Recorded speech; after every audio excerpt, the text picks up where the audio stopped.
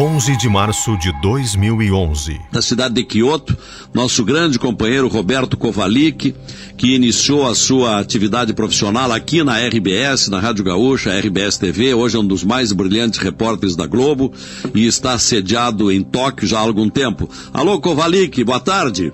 Alô, Lazier, grande prazer falar com você. Também. Há pouco estava grande prazer falar com a Gaúcha.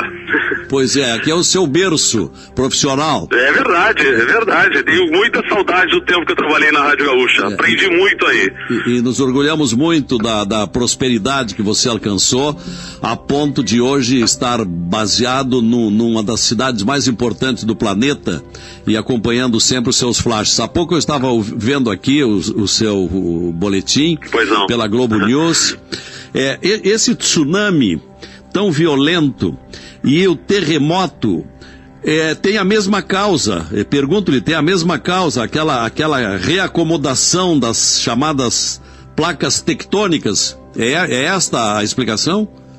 A gente está aqui no Japão, no chamado Anel de Fogo do Pacífico, que é uma área do planeta que começa lá na Rússia, desce no Japão, vai até a Austrália, depois da volta, Chile, enfim, até os Estados Unidos. Toda essa área é chamada Anel de Fogo do Pacífico, que é a área mais propensa a terremotos, erupções vulcânicas, tsunami, enfim, todas essas tragédias da natureza, porque as placas aqui estão sempre se mexendo. E, na verdade, o tsunami foi causado pelo terremoto.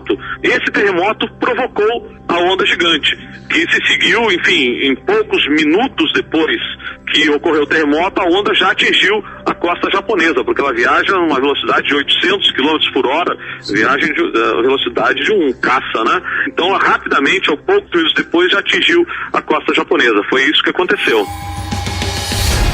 Arquivo Gaúcha. A memória viva do rádio. Março de 2011. Um terremoto de 9 graus na escala Richter sacudiu a costa oeste do Japão. O abalo estremeceu as sólidas estruturas das principais cidades japonesas, gerando pânico à população acostumada com o fenômeno. O tremor avassalador no Pacífico gerou ondas gigantes, que se formaram em questão de minutos, atingindo uma faixa de mais de 300 quilômetros a partir do sul, em Asahi, até a região de Fukushima, onde fica uma das usinas de energia nuclear mais importantes do país. A corrente avançou pela baía, arrastando carros, casas, árvores e tudo mais que havia pela frente. O mar engoliu a costa. Em poucos minutos, imagens que mais pareciam do Armagedon foram vistas no mundo inteiro. Milhares de pessoas morreram. Eu, como enviado especial do Grupo RBS, transmiti para a Rádio Gaúcha, direto do Japão, o drama de um dos maiores desastres naturais da história recente. Um pouco daquela cobertura você acompanha a partir de agora no Arquivo Gaúcha. 13 de março de 2011. Para quem está se ligando agora, eu gostaria que você recuperasse como é que foi a sua chegada aí no Japão, de que forma, o que dá para relatar, Escola? Naquela manhã de sexta-feira, 11 de março de 2011, eu estava na redação da Rede Globo em São Paulo para um programa de intercâmbio que eu fazia junto à RBS e junto à Globo. Eu estava lá em São Paulo e acompanhei naqueles telões enormes no meio da redação da Globo as primeiras imagens do tsunami no Japão. Peguei um avião e vim a Porto Alegre. Eu tinha um compromisso em Porto Alegre naquela tarde. Quando eu desembarquei em Porto Alegre, eu recebi uma ligação, atendi meu celular. Era o meu editor da RBS, o Eurico Meira, dizendo o seguinte: te prepara que tu vais para o Japão. Eu fui correndo para casa, preparei uma mala. Eu sempre faço a mesma mala, algumas roupas e um casaco pesado. Eu sabia que estava muito frio lá no Japão. Fui de volta para São Paulo, peguei o primeiro voo para a Suíça. Num terremoto, quando acontece um terremoto, um dos primeiros reflexos é o fechamento dos aeroportos. E não foi diferente no Japão. Narita, que é o principal aeroporto de Tóquio, estava fechado. Então eu aguardei em Zurique 12 horas. E eu tive a sorte de pegar um voo da Japan Airlines de Zurique para Tóquio. E aquele voo foi o primeiro voo a sair da Europa depois da reabertura do aeroporto de Narita, no Japão. Quando eu desembarquei do avião, saí do portão de embarque, carimbei o passaporte, eu senti o primeiro tremor. E aquilo foi muito assustador, porque as pessoas estavam no aeroporto. Eu já havia feito a cobertura um ano antes do terremoto do Chile, então eu já estava, de certa forma, acostumado, não, mas assim, ciente do que é o reflexo de um terremoto.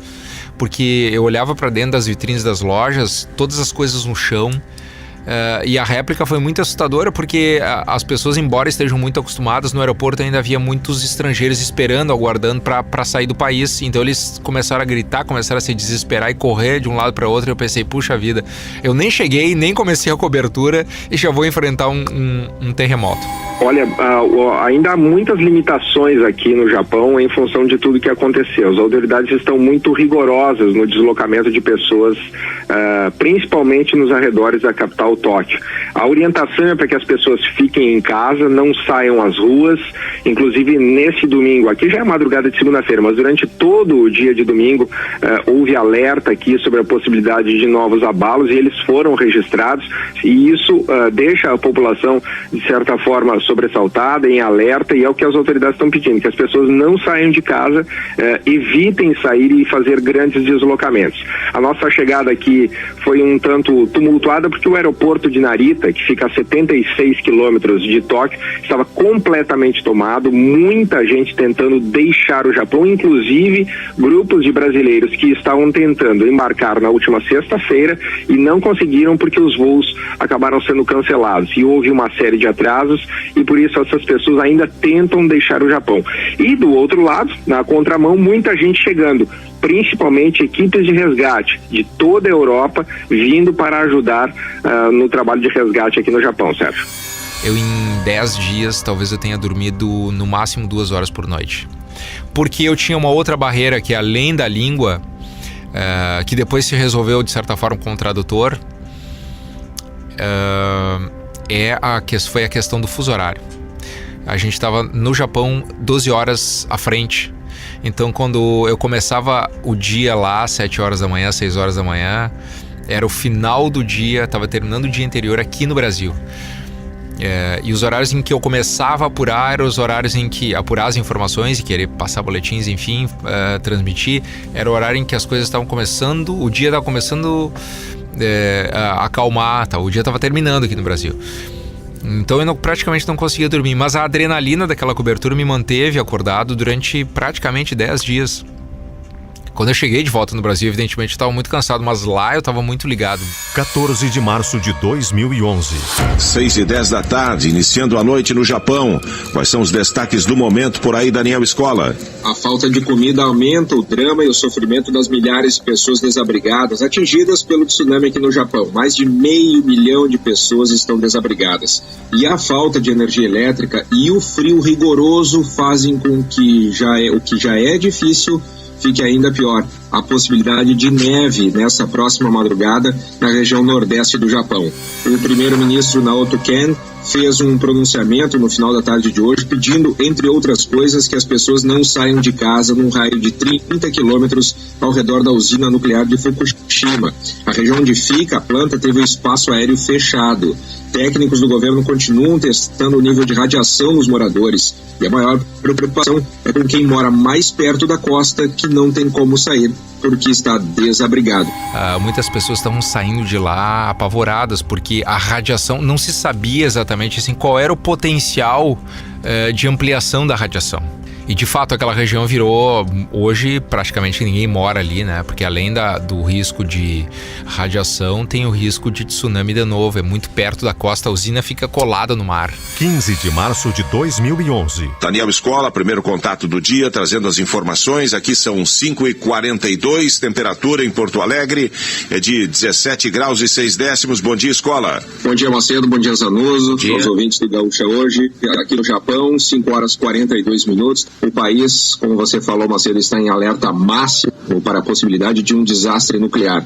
Há cerca de 12 horas houve, portanto, uma nova explosão na planta nuclear de Fukushima, na costa nordeste do país, e o risco de derretimento de reatores e vazamento de material radioativo cresceu. Nos arredores da usina, o nível de radiação aumentou e o risco de contaminação não está descartado.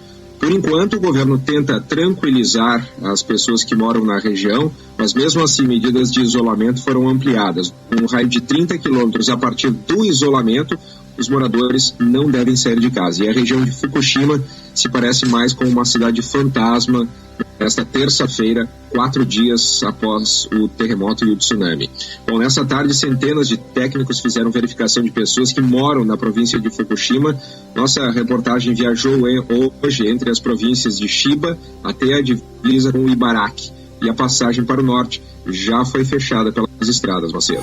E lá eles não têm hidrelétricas que possam garantir energia para o país inteiro. Eles são muito dependentes da usina da energia nuclear. Então isso é fundamental para a geração de eletricidade no país. As autoridades estão voltadas todas para a tentativa de controlar usinas nucleares que podem apresentar vazamento de material radioativo. As usinas ficam no norte e no nordeste do país, as duas regiões mais afetadas pelo terremoto e pelas ondas gigantes que se seguiram ao terremoto da última sexta-feira. Uma dessas usinas já apresentou uma explosão e ainda não se sabe a extensão dos estragos e da possível contaminação. Vamos voltar ao Japão, aí já são 7h52 da noite, está muito frio, Escola?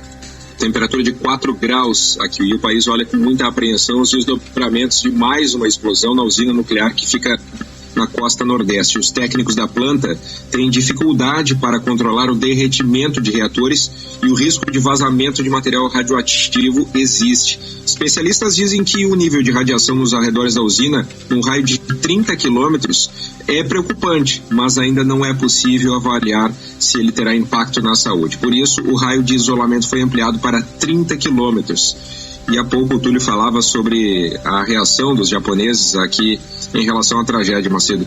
A humildade e a simplicidade dos japoneses são comoventes para os estrangeiros. Eu nunca estive num país em que as pessoas fossem tão civilizadas, tão organizadas, tão respeitosas, tão ordeiras, tão educadas.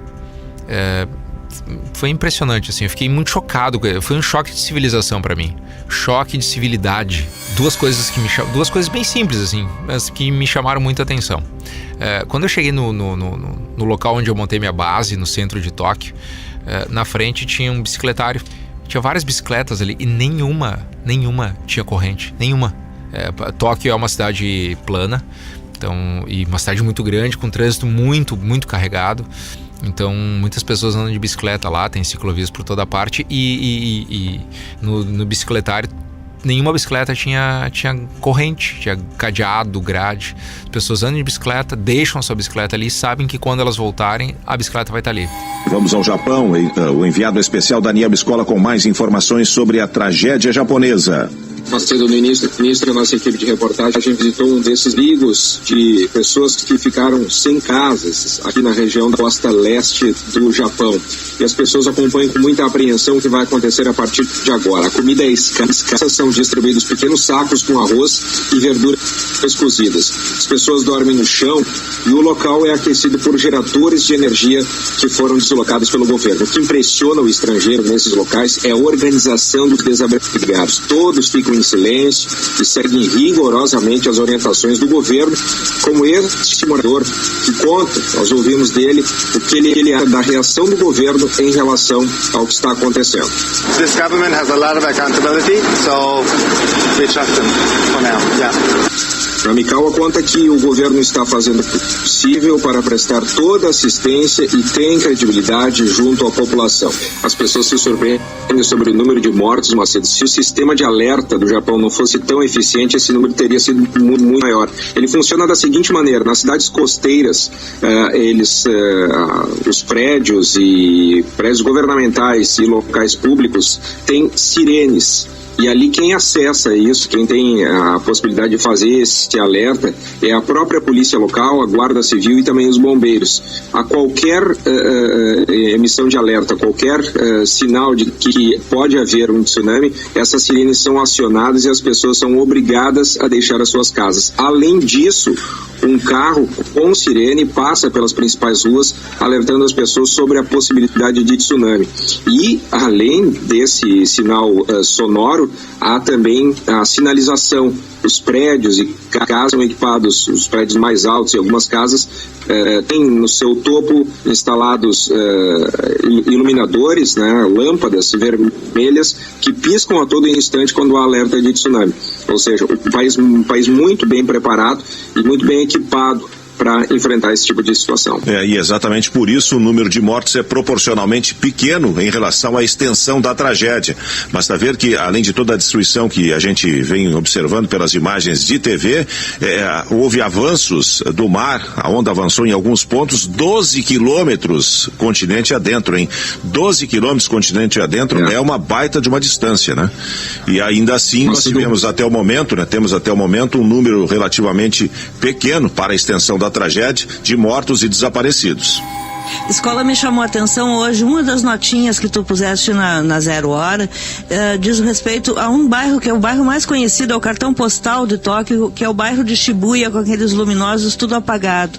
Como é que o Japão está convivendo com esse racionamento de energia, já que é um país tão dependente de energia, prédios altíssimos, praticamente tudo no Japão depende de energia? É a repercussão, o impacto da instabilidade das comunicações aqui no Japão, né? A energia elétrica vai e volta a todo instante, o telefone não funciona direito e as conexões de internet também estão instáveis.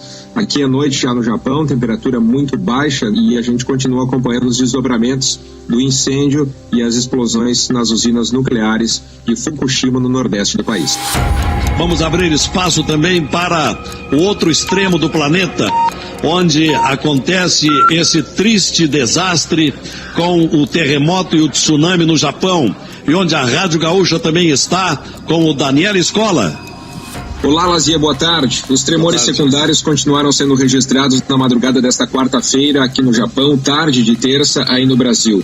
Nas últimas horas, vários abalos foram sentidos na região central do Japão, o maior deles com 4,9 na escala Richter e que durou quase 1 minuto.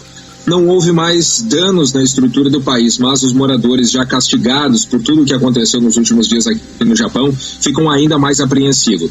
Os tremores secundários são considerados fenômenos normais, naturais, mas não deixam de assustar a população aqui no Japão. A população, inclusive, que está muito temerosa do que pode acontecer com a usina de Fukushima, na costa nordeste do país. Uma explosão por volta das 6 horas da manhã, 6 horas da tarde, de ontem aí no Brasil, provocou o fogo na usina e a possibilidade de vazamento de material radioativo. Mas a Agência de Energia Atômica, ligada às Nações Unidas, emitiu um comunicado no final da noite desta terça-feira aqui no Japão, dizendo que os níveis de radiação nos arredores da usina eram muito baixos. Assim, a população não ficou tranquilizada de todas as maneiras. A população aqui no Japão ainda está muito temerosa do que pode acontecer com os desdobramentos em relação à planta nuclear de Fukushima. O governo japonês divulgou também na noite desta terça-feira uma estimativa mais atual sobre o número de mortos. Oficialmente, são contados até agora 3.373 mortos, mas ainda há milhares de desaparecidos. Do Japão para o Gaúcha Repórter, Daniel Escola.